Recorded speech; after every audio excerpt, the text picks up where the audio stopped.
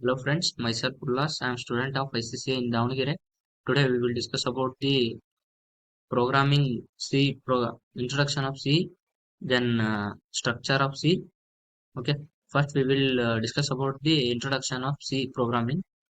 C is a powerful general purpose programming language that has been widely used to system programming, software development, embedded systems, and other application. It was developed in the early 1970s by Dennis Ritchie at Lab, and it has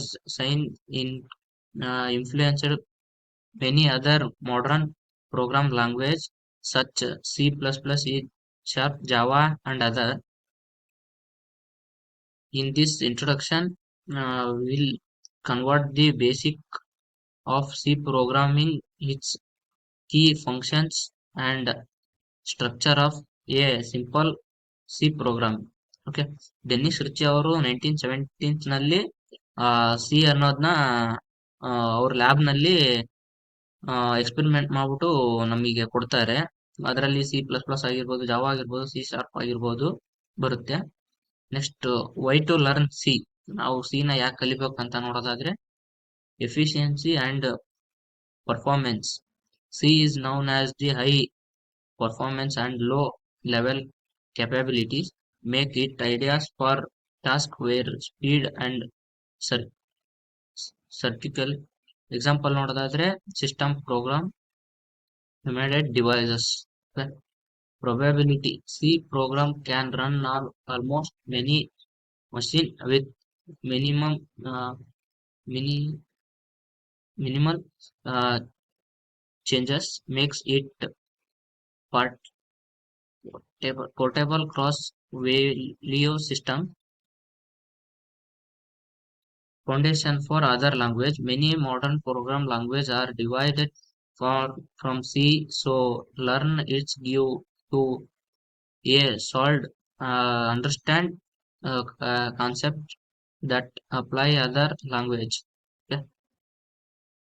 next ನಾವು C structure ನ ನೋಡೋದಾದ್ರೆ, structure of C ನಲ್ಲಿ concepts ಯಾವ್ಯಾವ ಬರ್ತಾವ ಅಂದ್ರೆ, ಯಾವ base ಮೇಲೆ ಮಾಡ್ತೀವಿ ಅಂದ್ರೆ ಡಾಕ್ಯುಮೆಂಟೇಶನ್ ಆಗಿರ್ಬೋದು, ಪ್ರೀ ಪ್ರೊಸೆಸರ್ ಸ್ಟೇಟ್ಮೆಂಟ್ ಆಗಿರ್ಬೋದು, ಡಿಫೈನ್ ಸೆಕ್ಷನ್ ಆಗಿರ್ಬೋದು, ಗ್ಲೋಬಲ್ ವೇರಿಯಬಲ್ ಡಿಕ್ಲರೇಷನ್ ಆಗಿರ್ಬೋದು, ಸಬ್ ಫಂಕ್ಷನ್ ಡಿಕ್ಲರೇಷನ್ ಆಗಿರ್ಬೋದು, ಮೇನ್ ಫಂಕ್ಷನ್ ಡಿಕ್ಲರೇಷನ್ ಆಗಿರ್ಬೋದು, ದೆನ್ ಸಬ್ ಫಂಕ್ಷನ್ ಡಿಕ್ಲರೇಷನ್ ಮೇಲೆ ನಾವು ಇವಿಷ್ಟ್ರ ಮೇಲೆ ನಾವು ಪ್ರೋಗ್ರಾಮ್ ನ ಬರಿತಾ ಹೋಗ್ತೀವಿ. ಯಾವ ತರ ಅಂತ ನೋಡೋದಾದ್ರೆ, ಡಾಕ್ಯುಮೆಂಟೇಶನ್ ಅಂದ್ರೆ documentation described the program. It consists of a program related information. ಆ ಪ್ರೋಗ್ರಾಮ್ ರಿಲೇಟೆಡ್ ಇನ್ಫಾರ್ಮೇಶನ್ ಇದು ನಮ್ಗೆ ಕೊಡ್ತಾ ಹೋಗುತ್ತೆ. ಯಾವ ತರ ಅಂದ್ರೆ author name, date, purpose of the program, purpose purpose of the program ಈ ತರ ಕೊಡ್ತಾ ಹೋಗುತ್ತೆ. ನೆಕ್ಸ್ಟ್, ಪ್ರೀ ಪ್ರೊಸೆಸರ್ ಸ್ಟೇಟ್ಮೆಂಟ್ ನೋಡ್ತಾ ಹೋದ್ರೆ, pre processor statement consist of a preprocessing statements like include of header file. Okay, header file ನ ನಾವು pre processor statement ಅಲ್ಲಿ ನೋಡ್ತಾ ಹೋಗ್ಬೋದು. ಇನ್ಕ್ಲೂಡ್ ಯಾವ ತರ ಅಂದ್ರೆ, include is a pre processor statement used to include header files. Header files ಅಲ್ಲಿ use ಮಾಡ್ತೀವಿ ಅಂತ ಹೇಳ್ದಂಗೆ ಇಲ್ಲಿ ಇರೋದು.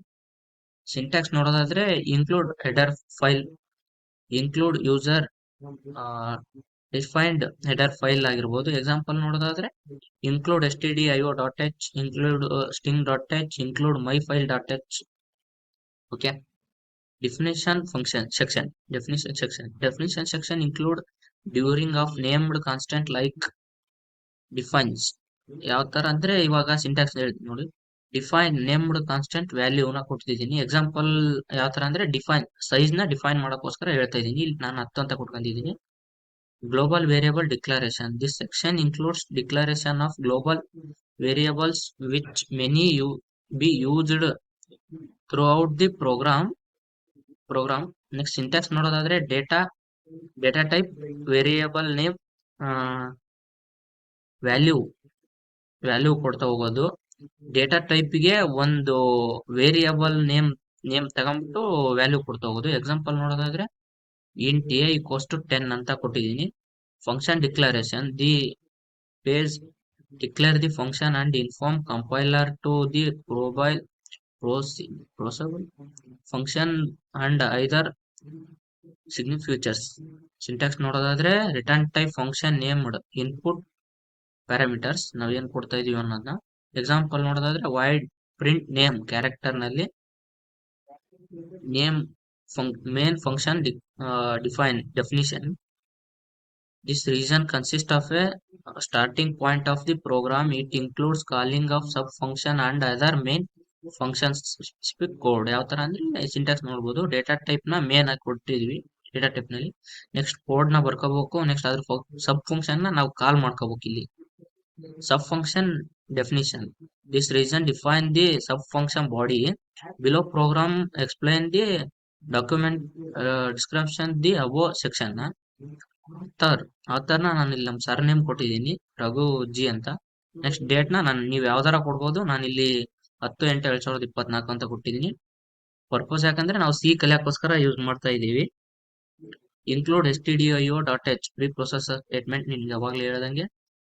ಸೈಜ್ 5 ಅನ್ನೋದು main function main constant named constant.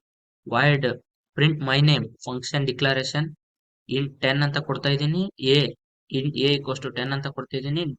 Global variable declaration int main function declaration print global variable a constant %d. ಇಲ್ಲಿ ನಾನು ಅದನ್ನ ಪ್ಲೇಸ್ ಮಾಡ್ಕೊಂತಿದ್ದೀನಿ. Print f named constant size consist %d ಕೊಟ್ಟಿದ್ದೀನಿ. Print my name calling sub function call ಮಾಡ್ತಾ ಇದ್ದೀನಿ. Print my name body of the sub function.